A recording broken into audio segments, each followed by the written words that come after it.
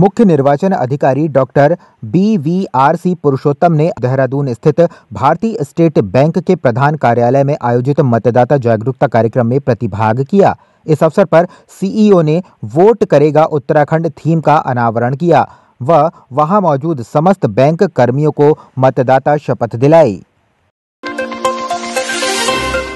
Uttarakhand BJP ने लोकसभा चुनाव में प्रचार को धार देने के लिए प्लानिंग शुरू कर दी है। आपको बता दें कि उत्तराखंड की 5 लोकसभा सीटों पर भाजपा ने स्टार प्रचारकों की लिस्ट केंद्र को भेज दी है।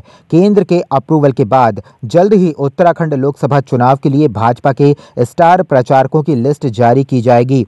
भाजपा प्रदेश महामंत्री आदित्य कोठारी ने जानकारी देते हुए बताया कि हमने उत्तराखंड की ओर से देश के प्रधानमंत्री नरेंद्र मोदी सहित 15-16 केंद्रीय नेताओं की डिमांड की है। नामांकन की प्रक्रिया पूर्ण होने के बाद यानी 1 अप्रैल के बाद उनके दौरे तय होंगे। उनके कार्यक्रम का शेड्यूल हम उत्तराखंड में बनाएंगे और हमारे राज्य स्तरीय नेता भी जो है, हमारे प्रदेश के यशस्वी मुख्यमंत्री आदरणीय पुष्कर सिंह धामी जी नामांकनों में रहेंगे, सभी नामांकनों में।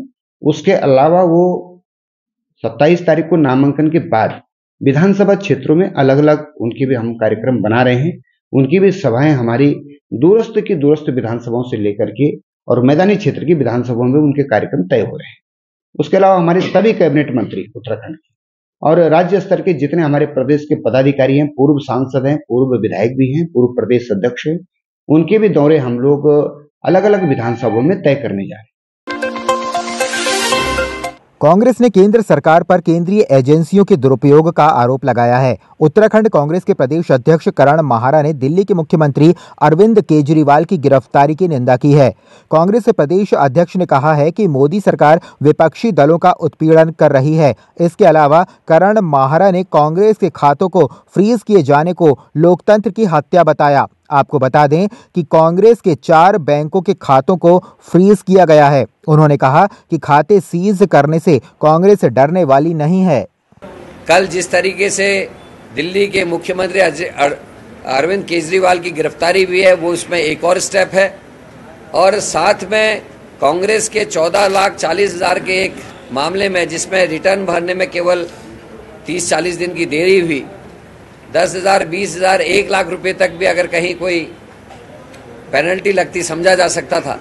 लेकिन 14,40,000 के केस में 215 करोड़ रुपए की 215 करोड़ रुपए के आसपास की जो है रिकवरी की गई है, जिसमें से 115 करोड़ रुपए ट्रांसफर भी कर लिए गए और कांग्रेस के 4 जो खाते अलग अलग बैंकों में उनको सीज किया गया है। ये कांग्रेस पार्टी को, जो मुख्य विपक्षी दल है, उसको चुनाव में लड़ने से रोकने की एक बीजेपी की नाकाम कोशिश है और हम इसकी निंदा करते हैं।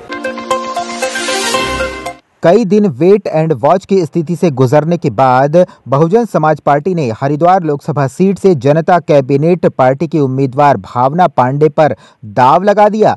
शुक्रवार को इसकी आधिकारिक घोषणा की जाएगी। शुक्रवार को जनता कैबिनेट पार्टी की प्रदेश अध्यक्ष भावना पांडे ने बहुजन समाज पार्टी की सदस्यता ग्रहण की। लोकसभा चुनाव से राजनीतिक पार्टियों के नेताओं का दल बदल का सिलसिला शुरू हो गया है।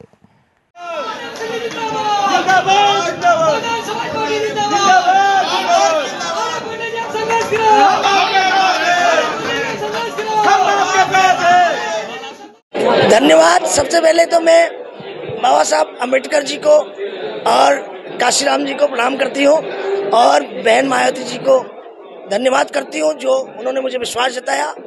और मेरे प्रभारी जितने भी हैं, रायन साहब हैं, गौतम जी हैं, भाई शिशपाल जी हैं और सुरेश आर्या जी हैं और समस्त जितने सब BSP के सीनियर लीडर्स हैं, सबका मैं आभार व्यक्त करती हूँ, जिन्होंने मुझ पर विश्वास जताया कि मैं इस सीट को जीत सकती हूँ और मुझे सिंबल दिया और इसके लिए मैं बहुत आभार व्यक्त करता हूँ। और सभी मेरे जितने भी हरिद्वार लोकसभा में BSP के भाई लोग हैं। श्रीमती भावना पांडे जी को पार्टी में शामिल किया गया और इनको चुनाव लड़ाया जाएगा और पूरे दमखम के साथ प्रत्येक बहुजन समाज पार्टी का कार्यकर्ता इनको चुनाव लड़ाने का काम करेगा और जीत हमारी निश्चित 100% जीत बहुजन समाज पार्टी होगी। श्रीमती भावना पांडे जी ने आज पार्टी ज्वाइन की है और इसके लिए मैं ये कहूँगा कि बहुजन समाज पार्टी का एक एक कार्यकर्ता जनपद लोकसभा हरिद्वार की सीट पर एक एक कार्यकर्ता काम करेगा और सर्व समाज की पार्टी है बहुजन समाज पार्टी। सर्व समाज का कार्यकर्ता भावना पांडे के लिए काम करेगा।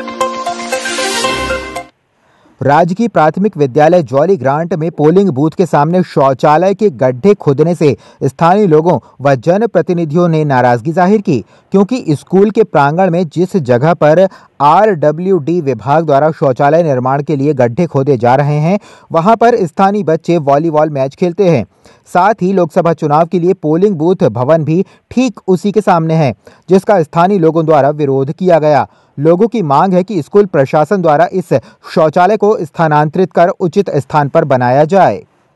में ग्रामवासियों की और हमारे भूतपूर्व प्रधान जी सागर मनवाल जी और इन सब लोगों का कहना है कि इसको जहाँ पे जगह चयनित विद्यालय द्वारा की गई है उस पर न बना करके पीछे की तरफ बना दिया जाए। और पीछे की तरफ थोड़ा सी दिक्कत आ रही है, पर उसको हम बना सकते हैं। वैसे अगर सब लोग सहमत हो तो हम लोग उसको बना सकते हैं।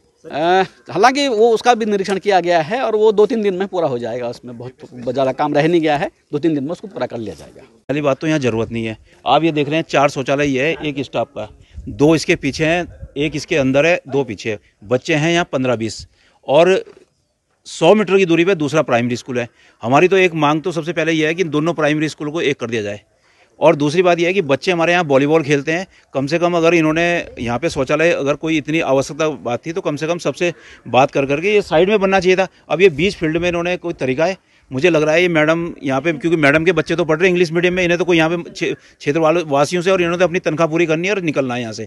तो हम तो अभी इसके चुनाव के तुरंत बाद ये DM साहब से बात करेंगे। एक तो दोनों प्राइमरी स्कूल को एक किया जाए और दूसरी जो इनके ये शौचालय जो बार इनके हर साल जो शौचालय बनते हैं, जो एक खाना पूर्ति होती है, इसमें रोक लगाई जाए। मैडम ने तो किसी प्रतिनिधि से भी नहीं पूछा, अपनी मर्जी से खुदवा दिया बीच ग्राउंड में, जिसको लेकर लोगों का आक्रोश था।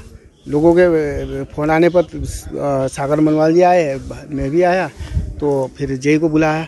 जेई ने उसका समाधान कर दिया कि एक किनारे में बन जाएगी, जिससे ग्राउंड भी रहे और शौचालय भी बने।